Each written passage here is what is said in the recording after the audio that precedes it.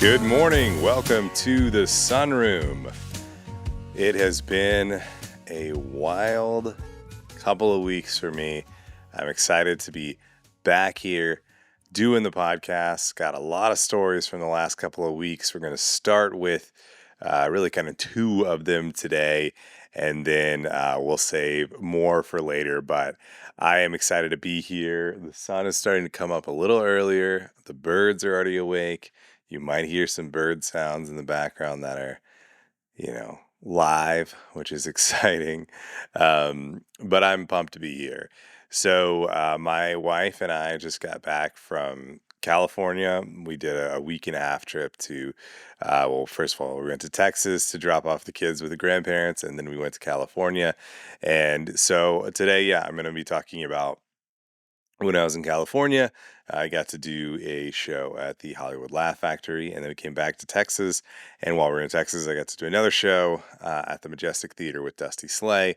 And there's some really fun, exciting, interesting stories from both of those. So I'm going to combine those. That's what we're going to talk about today. But if this is your first time listening, I am Scott Bedgood. This is the Sunroom.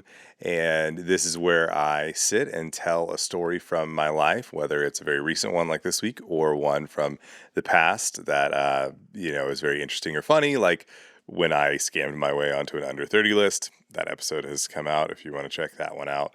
A lot of great feedback on all of the episodes, which has been really fun. And so before we jump into our story today, I was going to read some comments, respond to some comments from our previous episodes. So let's get that going. And if you want to comment on this one, please do. I will read it on a future episode. So first, from episode 1, Just Yoga 5118. This person's not into Pilates. They're not into other workouts, just yoga. Really enjoyed episode 1. Looking forward to subsequent episodes. One comment. At times, you seem to fill in details that are probably accurate, but didn't really add to the story. TMI. Less is more. That was the emoji, smiley face emoji. And not a fan of Wiki Wonder, but maybe it'll grow on me. I'm along for the ride. Thanks, Just Yoga. I appreciate that most of that comment was negative, but they're still along for the ride. Okay, let's see if the others are fully positive or fully negative. Vika7488, you went 0 to 60 so quickly. Great story. See, I like that. No, I don't mind constructive feedback from Just Yoga, but I definitely prefer when it's just nice. Wood Duck 635, which I think I know this guy. I think he's been really, Tim Cochran. Yeah.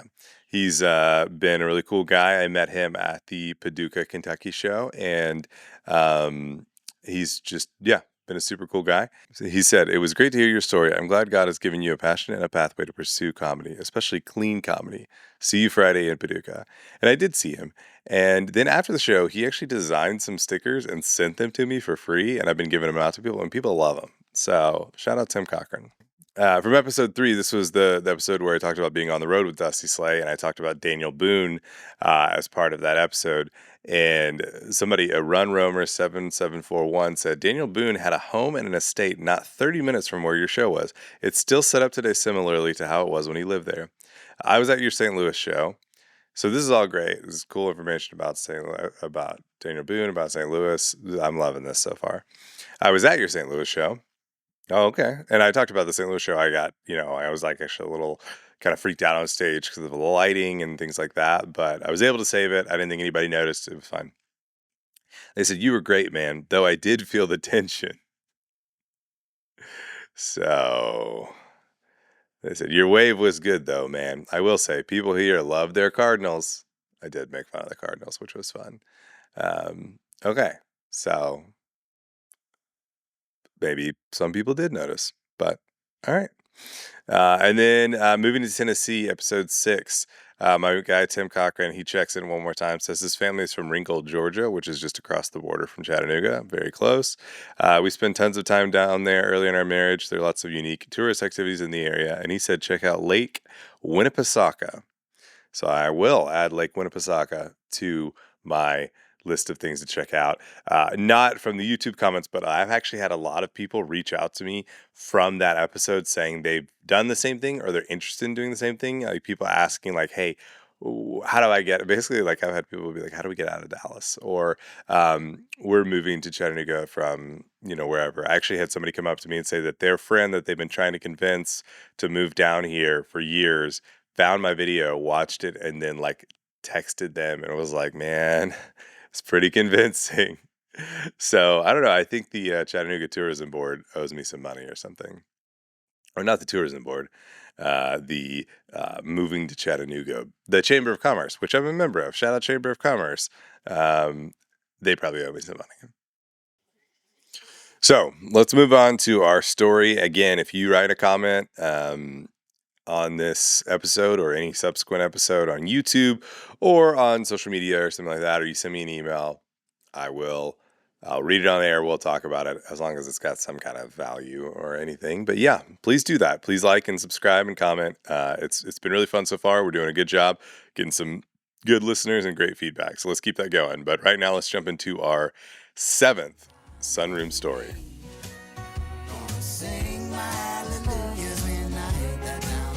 Okay, I think the hardest thing in stand-up comedy, at least for me and maybe for everyone, is that there is a culture sometimes of just like uncertainty. Depending on the show you're on, depending on the situation. But there's a lot of times where they don't really tell you much, right? You show up and then you're just expected to be able to go up and do what you're asked, and that's something that you see at all levels. This was one of the first things that I noticed that kind of annoyed me. I like to have my set like perfectly planned out. I like to practice it. I like to run through it several times down to the minute. And because, the you want to do exactly what you're asked. You want to have a good performance. You don't want to be up there hemming and hawing. You don't want to be too short. You definitely don't want to be too long, but you don't want to end on a joke you weren't planning to end on because you thought you were supposed to do 10 minutes and they were like, actually, you're doing 7. And so as you do comedy, you get better at adjusting for sure.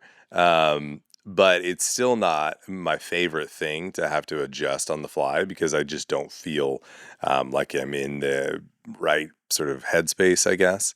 And so I say that to set up that I got to do a show at the Hollywood Laugh Factory, and all of that experience with uncertainty in comedy came into play and actually helped me in this scenario, because I've had a lot of that experience with uncertainty in front of 5 people at a comedy club in Dallas or whatever, at a little tiny show at 10 p.m. or something like that.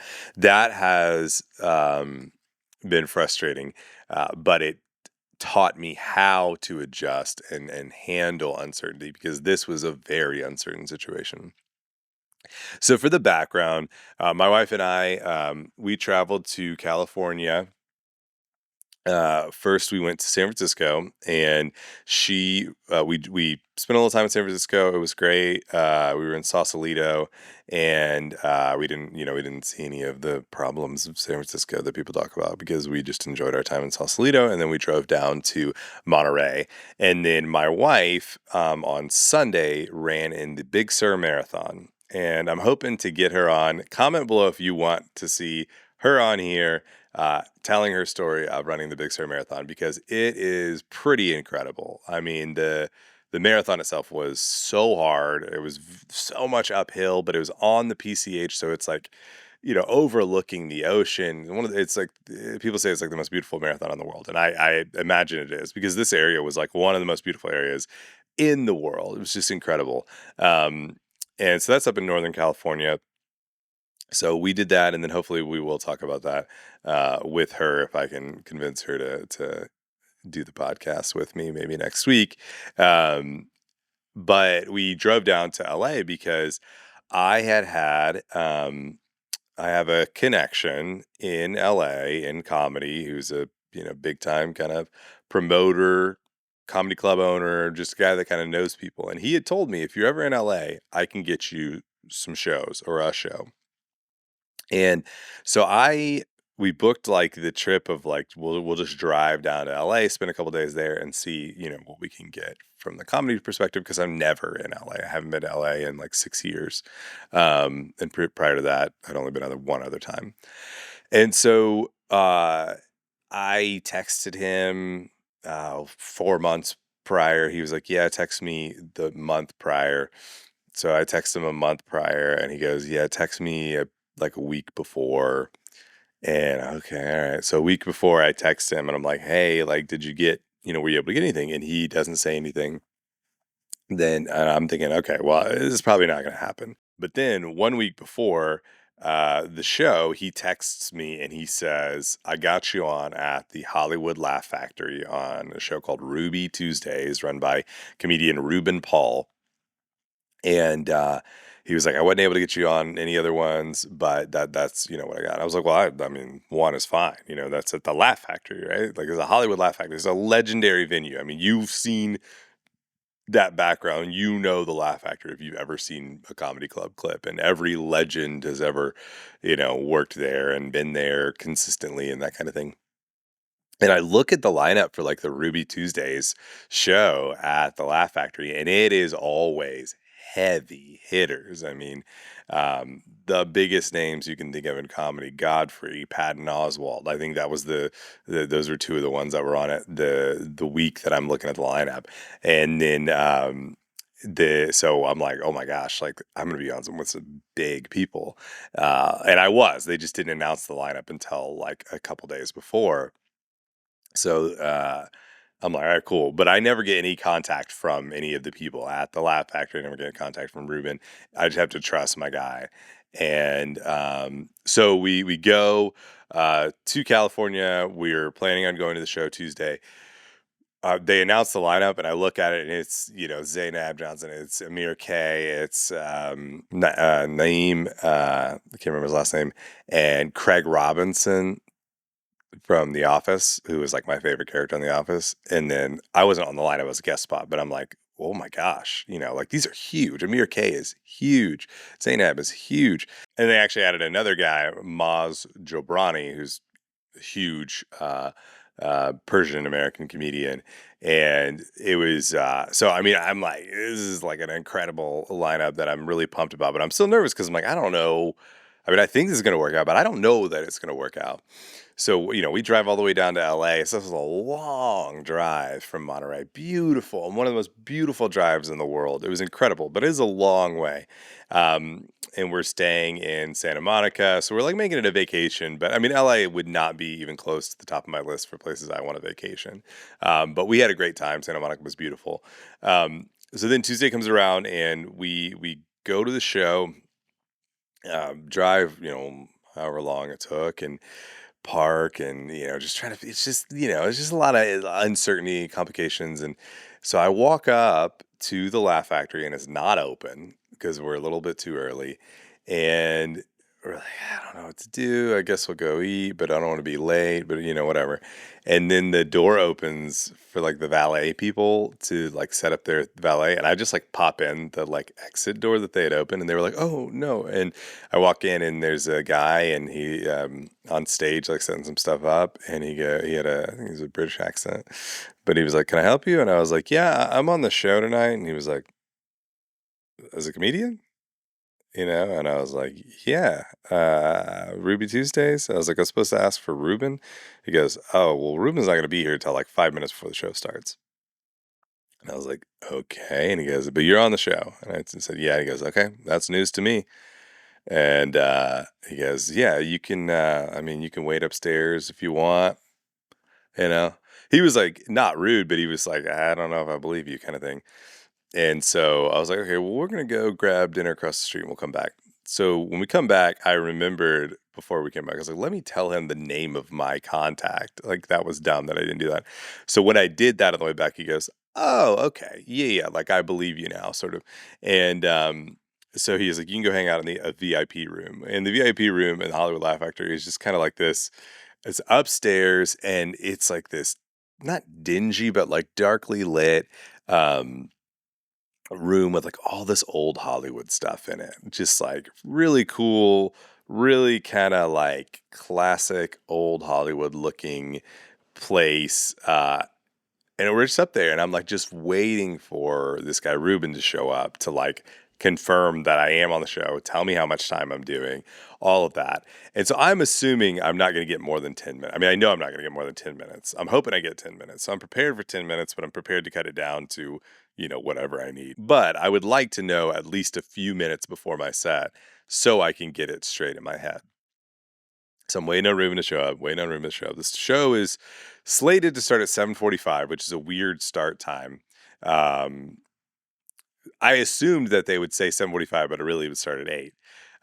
So it's 7:53, and the announcer for like the club, he goes, "All right, welcome your first comedian to the stage." And I'm like, that might be me. I might be the first comedian. I don't know. And it wasn't me, it was some other guy. They put him up on stage, and then I go find that announcer. I go, "Hey, how much time am I doing? What's the lineup?" He goes, "I don't know. Ruben's not here yet." Sick. So the show's starting. I might be on next, and the guy that can confirm that I'm supposed to be there still isn't there. I was like, this is not great.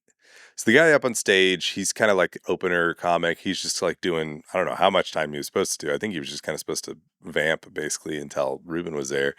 So he's up there, he's doing all right. And then Ruben finally shows up while he's there. And I go up to Ruben, I introduce myself. He goes, "Oh, yeah, yeah, yeah. Cool, cool, cool." And I was like, "How much time you want me to do?" And he was like, I don't know, 8, 7. Yeah, that's fine. And I was like, okay, cool. So that, I mean, for one, as a comic, I realize like, okay, they're not that strict on the timing. So I was like, cool. I'm gonna shoot for 7, but if I go over because it's going well, it doesn't sound like they're gonna like kick me off or anything. He wasn't like a tight 7, a tight 8. He was just kind of like, oh, I don't know. Um, but the crowd wasn't super into the first comic. No offense to the first comic. People were still sitting. That guy was actually very funny. It just wasn't a great setting for him. And I think that was kind of what he was up there for, was just kind of get everybody into hearing comedy and that kind of thing. So then Ruben goes up there and he was like, "I'm going to do some time and then I'll bring you up." But I don't know how much time he's going to do. Well, he goes up there and he's just kind of like really crowd working, getting people into the show, getting them excited. But it was kind of I don't know how long he did, but it was a very undefined amount of time. But he's up there for a while. But it was working. It was getting the crowd into it, which they hadn't really been into it yet. So I was appreciative of it, but I was also standing off to the side, like, I don't know when he's about to announce me. And then he's like, "Okay, let's get this thing started." And he clearly forgets like my name, forgets any information about me. He pulls out his phone to try to look it up. And then like all his friends are texting him something about something he had said. So he's laughing about that. And then he's like clearly not remembering anything about me. And then finally he was like, "Okay." He goes, "And from Chattanooga?" Like to me off stage while he's on stage. I was like, "Yeah." And I'm thinking he's about to be like, "And what's her name?" But he got my name, he announced me. I go up there. And he was like, it was the most like diverse crowd I've ever seen, and I've worked with a lot of diverse crowds, but I usually it's like diverse in the way of like, um, there's maybe a group of Hispanic people there, a group of Black people there, or whatever. But this was like, I mean, there was like a group of like Black guys, there was a group of like white frat guys, there was Hispanic people here, there's Asian people here, there was Middle Eastern people. There was just like, it was like just melting pot, a real melting pot of a crowd, different ages. And then we're on the West Coast, and I've never done comedy on the West Coast. Almost all the comedy I've done has been in the South, or sort of the Midwest, St. Louis, Midwest. Oklahoma is kind of in between, Midwest and South. And so I really don't know if my comedy is going to work, right? My clean comedy, I've got, jokes about going to be a Christian, a dad, like, just things that I'm like, I don't know if this is going to translate out west and in a crowd that is from so many different backgrounds. Like some people might like some of it, some people might not like some of it, so I really don't know what's going to happen. But it went super well. Like it's a smaller venue. It wasn't packed, but it was maybe 50 people there. but I'm seeing like the jokes hitting these different groups in different ways at different times. Like some people are laughing sooner than others. It was really amazing and it was super, super fun. I did my time. I don't know if I went over or what, but nobody cared. It was great. I got off. It was, it was awesome. And I had a couple friends there, Emily Treadgold, who, will definitely pop up in some stories later because I've been friends with her since we worked at this crazy startup 10 plus years ago, early in our career. She's an amazing social media person and music journalist out in LA. Give her a follow if you like music, you like keeping up on the trends with music. So I haven't seen her in a long time. And then my best friend from childhood, Andy Chang, he lives out there. He came to the show. Amazing to see him. So shout out to you guys for coming to the show. Um, so then I just settled in and watched like an unreal lineup of comedians on a Tuesday night. I mean, this is the privilege of living in a place like LA or New York, is that you can just go to the club and see headliner after headliner after headliner after headliner, people who are doing big headlining shows at clubs and theaters and things like that just are showing up and doing time. And you also get to see the craft of comedy because there were some people who were going up there and just kind of like working on new stuff that doesn't always work, right? Like the best comedians in the world have new jokes that don't always work. And so that was always cool to see, is kind of like an open mic, but without having to sift through like the trash of like new open micers or terrible open micers. You're getting to see really professional comedians work on stuff, which was super, super cool as a fan of comedy. And I had never seen any of these people before. I mean, Zainab was incredible. I thought she was just so funny, and her demeanor on stage is great. Amir K was super funny. I mean, just really good with like kind of crowd work into crowd work into material. Like I'm not a crowd work guy, so I don't love watching crowd work that much. But when it's done really well and when it segues back into material, I love that. That's a skill that I think is really cool that I don't really have. I don't necessarily even want to have, but it is an impressive skill. One guy, Naeem, I think I'm saying it right, Naeem. He was on I guess he's probably done it by now, but the Kevin Hart roast that was part of the Netflix is a Joke festival. And he was like, are you okay if I just read the jokes I wrote for the Kevin Hart roast? And dude, it was incredible. I mean, people were dying. Zaynab was in the back just dying laughing. I mean, these were funny jokes. I hope that they hit well during the roast and we get to see him, because I mean, his whole thing was, he was like, I'm the least famous person up here, but he and Kevin, I guess, have been friends for a long time. And so he was just destroying all the famous people on stage. So I hope he actually went up and did what he said he was going to do, because it was great. And if so, that would be worth watching for sure. So that's like, again, that's another part of like being in LA, that, you get to see stuff before everybody else. And that was really fun. Uh, Craig Robinson, my favorite character on The Office, far more successful than me in comedy. I just will say the least good of all the others on the show. And he'll never see this, and that's fine, but yeah, didn't come away a bigger fan. That's all I'll say. Leave it there. Anyway, so then we come back to Dallas, and then I have a show with Dusty at the Majestic in Dallas. And this only came about because I had told him, hey, I'm going to be in Dallas already with my in-laws, because we're going to come back from this trip and we're going to be in Dallas. Could I join the show? And he goes, yeah, you can open just like you did in front of Will O'Donnell in Paducah and St. Louis. He was like, you can do that in front of Connor Larson in Dallas. And Connor and I have, got to know each other a little bit from doing Nateland together, and very funny guy, strange guy. I mean, I don't think that's breaking any news to anybody who knows Connor or Connor himself, but very funny.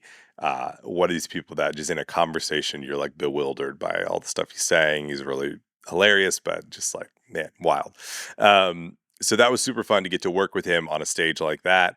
But I had a lot of friends and family who came to this show. My parents came, my brother came. First time my brother's come to one of my shows.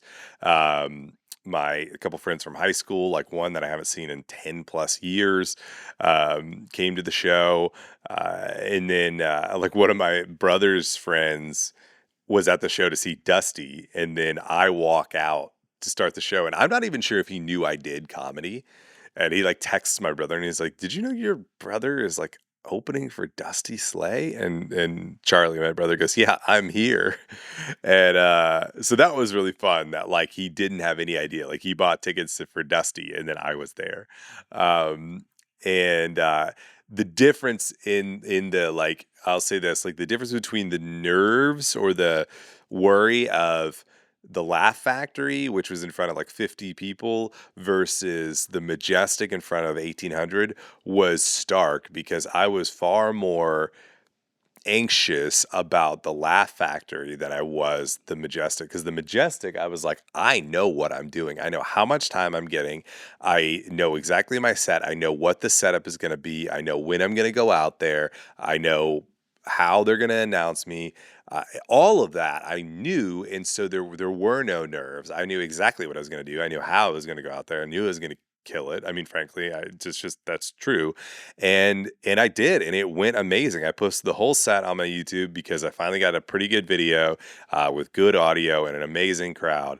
And I was like, I'm putting this out there, so you can watch the whole set if you'd like, and tell me if I'm lying or not, because I really do think I killed it. Like I'm just I don't mean to want to be arrogant, but like I'm not good at a lot of things, and that's something I'm pretty sure I'm good at. But the Laugh Factory, I was much more nervous because of the uncertainty. But I did like in my job besides comedy, I do work with people as a speaking coach, and what I do is I teach people a framework that I use for comedy, that I use for speeches, that they can use for anything like a speech or any kind of what I call a goal-oriented communication scenario. And it's called the three W's, and it's who you are, who your audience is, and what you want them to remember. And I had to go through that in a very like structured way, like before the Laugh Factory, just because I'm like, I'm out way out in California, I'm in Hollywood. This is like the least me kind of place. And I had to go, well, okay, but who am I? All right, I know who I am. As a comedian, as a person, and I needed to show them that. And if they like it, they like it. If they don't, they don't. Who's my audience? I had to think about, okay, the audience is going to be different than an audience in the South, an audience in Dallas, or audience in Chattanooga, even Paducah, Kentucky, or whatever. It's going to be a different type of audience, but I still need to bring them who I am, but maybe I should structure things a little bit differently. Maybe I should phrase things a little bit differently to fit a little bit more into what I believe this audience will be. And then what do I want them to remember? I want them to remember that, hey, I'm a new comedian, new to them, I mean, from Chattanooga, and that I'm good, right? Like that I'm funny, that I gave them a good memory that they can laugh at and enjoy. And so I had to do the three W's, which I mean, I really did do that to give myself the confidence to go out there in an uncertain situation and do a good job. But for the Majestic, it just was natural because I'm getting pretty used to doing the theaters, so the theater setting doesn't intimidate me or worry me at all. I know exactly how all that works, and I knew the crowd was going to be great, and the crowd was amazing, and we had a great time. And my wife she came to the show with me early, so she helped me kind of do the setup of the camera, and so we were just like hanging out in the green room, me, Dusty, Connor, and my wife. It was a smaller green room than normal. And so, I mean, thanks to Dusty for, getting her in and just kind of letting her hang out. She's very cool and chill and not an annoying presence, but I understand that, he could have been like, "Hey, we're not going to have strangers in the green room or whatever," and so I appreciate that. But what was funny was is a smaller green room, and there was a bathroom. It had two stalls in it, and the only thing separating the bathroom from the green room was like a shower curtain. And my wife had to pee, and she was like, I guess I'm just gonna go in here, even though it's kind of awkward. And so then we kind of like joked about that in the green room, like, isn't that funny? And like, what a weird, uncomfortable thing. Well, then Dusty goes out there, and his first joke was basically like that scenario combined with another scenario. It's kind of like something about like when you go to a friend's house and you ask if you can go to the bathroom, and they're like, yeah, and it's like right next to where everyone's eating dinner or something like that. And he was like, yeah, and then he kind of made a joke about like it's just got a shower curtain or something. And Sammy, my wife, was like, wait, did he just like take the scenario that we lived we were just in, and then bring that to the stage to start the show? I was like, "Yeah, that does sound like something he would do." And I asked Connor about it. I was like, "Connor, did you hear what his first joke was?" And I told him, and he goes, "Dude, Dusty's a crazy person. He's a crazy person that would do that." And we asked Dusty about it later. He goes, "Well, he goes, I have that old. It's an older joke about that." And he goes, "But then the shower curtain in the green room, I added that to the story, like to the bit." He was like, "So yeah, like I combined it with an old one." So that's actually a cool like insight into the craft of comedy, which is like when you encounter a new scenario, like, hey, is there a way that I can use that to make an older joke better? But also just like the boldness to walk out there as your first joke in front of a bunch of people, one that like kind of just happened. Hilarious. I mean, just ridiculous. But yeah, so the show went well. And then after the show, we hung out a little bit. And then this is where, like, this is a crazy story. So my wife's parents had bought tickets to the show, but something got kind of messed up with babysitting our kids for the night, and they just decided, like, you know what, we'll just stay up here in McKinney and with the kids. So they decided not to go to the show, but they had a parking pass. She had bought a parking pass with her ticket, and we are like, cool, we'll just use the parking pass. It's gonna be great. Well, the garage was not really that close to the venue. It was a couple streets over. It was past like a dart station. It was like not a really convenient parking garage. And on the parking pass, it said you need to be uh, out of the parking garage 2 hours after your show ends or after 11 p.m. So it was 10:15 and the show had ended about 9:20. Dusty did an hour 29, not an hour 30, hour 29. The show ended about 9:20. So we're less than 2 hours after the show and we're 40 minutes before 11 p.m. So we didn't even think this was going to be an issue. And we're carrying my camera equipment, which is, very expensive. I'm carrying a tripod, and my wife's carrying my shirt that I wore to the show. And we get over to the garage, and the garage door is locked, and there's not a single entrance into the garage. Like, everything is closed off. It's like this one building, and then you cross the street, and the garage just kind of straddled these two buildings. And both buildings, all the doors were locked. There was no way in the building. And surrounding the building are just homeless people on fentanyl. And there was one lady, and she was like making sweet, slow love to a gate, just rubbing up against a gate. And then next to her was like sort of like a ramp, like into the garage. And she's just like rubbing up against this gate. So we're like, oh my gosh, like kind of get away from this lady. So we don't know what to do. We're walking around for like 30 minutes. We called the number on the kiosk for the garage, nothing. We tried everything. And we're like, I guess we might have to Uber home, which would have cost like $70 or $80 all the way back to McKinney. And my phone was on 4% and her phone was on 2%. And we're like, I don't know what we're going to do. Like, I really don't know what. I almost called Dusty. I was like, can you come just pick us up and get us out of downtown and then we'll figure out the rest? And he would have done it. But I was like, let me try to figure this out before I do that. And we're like wandering around downtown. I mean, it's getting bad. Like, there's a lot of sketchy people around and it's feeling real dangerous, especially if our phones died. And I was like, let's try one more thing. And we start walking away from the garage. And then a car pulls up to the garage. And we're like, are they about to drive in there? And I don't know if they live in the building. I don't know what, but they open the garage door. And my wife and I turn around and we run in our like kind of nice clothes with all this equipment. We run behind that car into the garage, under the garage door. I'm thinking this garage door is going to close on us. Like, I'm like very concerned that, if we don't get through this quickly, it might start closing. And I mean, we look so sketchy. We look like straight up criminals, like trying to break in this garage when we ran in there. But we get in there, we're like, oh my gosh, we made it. We go up, we walk up 4 rows, we get in our truck, and we're like, okay, we're in the truck. I don't know if we can get out of the garage, but we're at least in the truck. Feels safer. And so we start driving. We find the exit, and the exit's open. And I was like, man, okay, we could have just walked up this exit. Dang it. So we pull out of the exit, and I'm trying to figure out where I am because it's actually spit us out the other side of the building.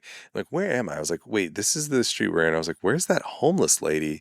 And I look, and right next to our car is this lady like this. staring right at us. And I was like, ah! And we just drove away. And I was like, oh. So the only way in the building was to go up the exit ramp. But we never would have done that because we would have had to walk right by the lady making sweet love to this gate. So anyway, we got home, but it was quite an adventure. But that is my story from the Hollywood Laugh Factory, from the Majestic with Dusty Slay. Please comment or anything if you were at the shows, if you enjoyed it, and just your feedback on those stories, or if you know how to get into garages late at night with people making love to gates in Dallas. But that's your seventh sunroom story.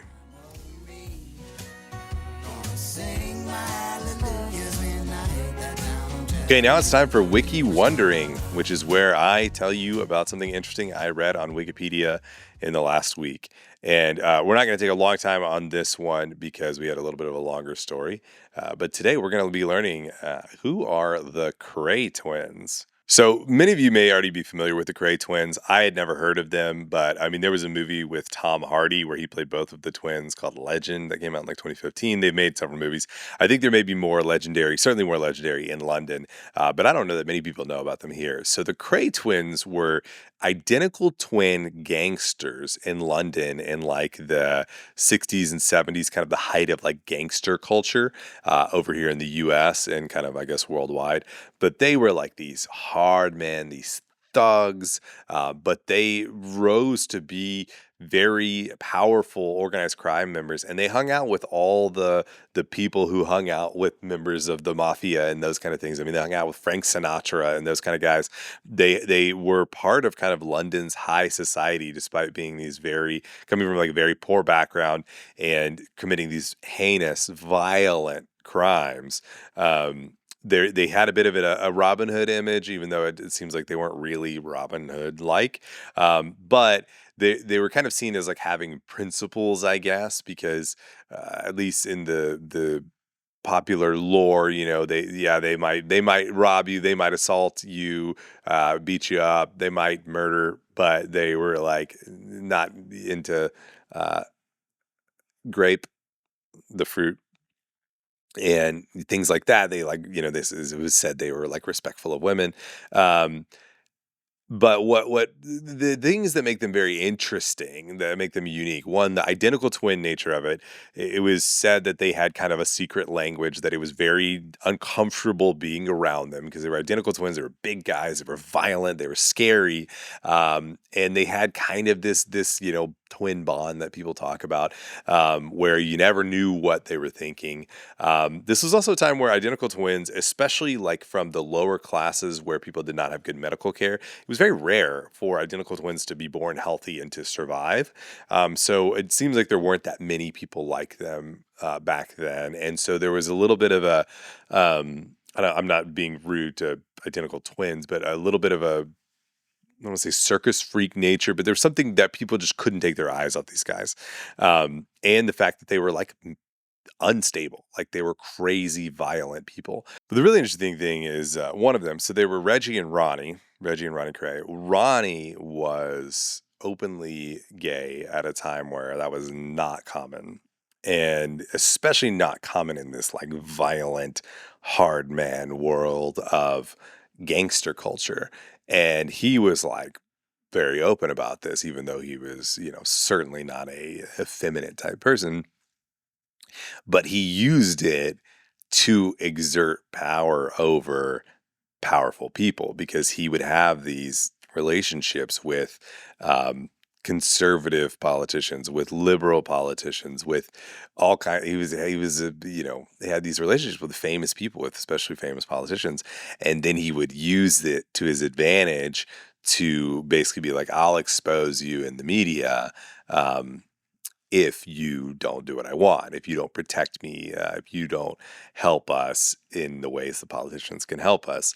And so there's like the Wikipedia page is very detailed, very interesting about just how that played out, how that was used, even by the other brother to kind of, you know, it was a thing that they were, you know, sort of plotting with together to, um, exert more power. Everything they were doing was exerting their power. Of course, like all gangsters, they were eventually caught. They eventually, ended up in prison, and basically dying in prison, both of them.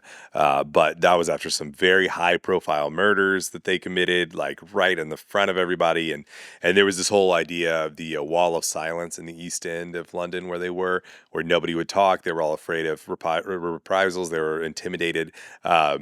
By the Cray twins and their associates. But eventually, like, the murders and the things they committed were so brazen that people started talking, because they were like, look, this is ridiculous. I mean, they're killing people like right in front of groups of people, right? And so it eventually did come back to haunt them. But very fascinating Wikipedia page. I kind of want to watch this Tom Hardy movie. I don't know if it's any good, but when I was reading it, I was like, how's there not been a movie about these guys? This is fascinating.